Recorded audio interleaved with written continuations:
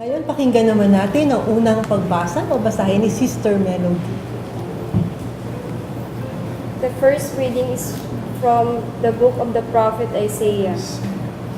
The Spirit of the Lord God is upon me, because the Lord has anointed me. He has sent me to bring glad tidings to the lowly, to heal the brokenhearted, to proclaim the liberty to the captives and release to the prisoners, to announce a year of favor from the Lord. I rejoice heartily in the Lord. In my God is the joy of my soul. For he has clothed me with a robe of salvation, and wrapped me in a mantle of justice, like a bridegroom adorned with a diadem, like a bride bedecked with her jewels. As the earth brings forth its plants, and a garden makes its growth spring up, so will the Lord God make justice and praise spring up before all the nations. The word of the Lord. Thanks be to God. Praise be to God.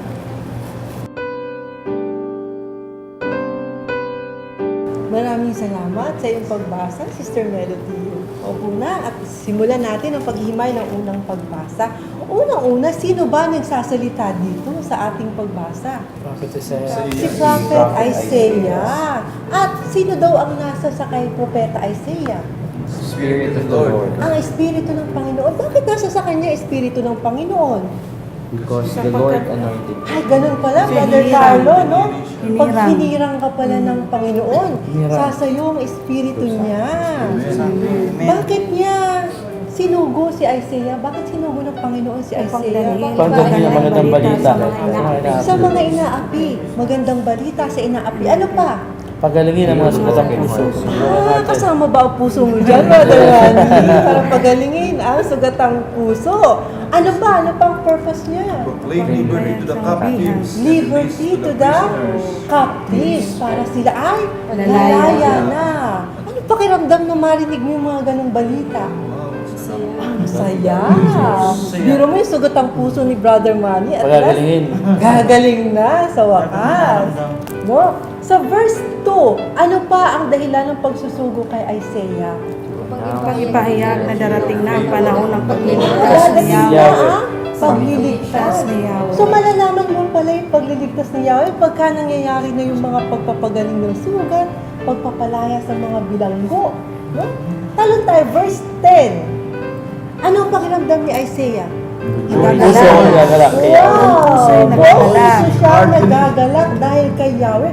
Bakit? Ano ba ang ginawa ng Diyos kay Isaiah? Sapagkat sinuotan niya ako ng damit ng kaligtasan Damit ng at kaligtasan. balabal ng katwiran.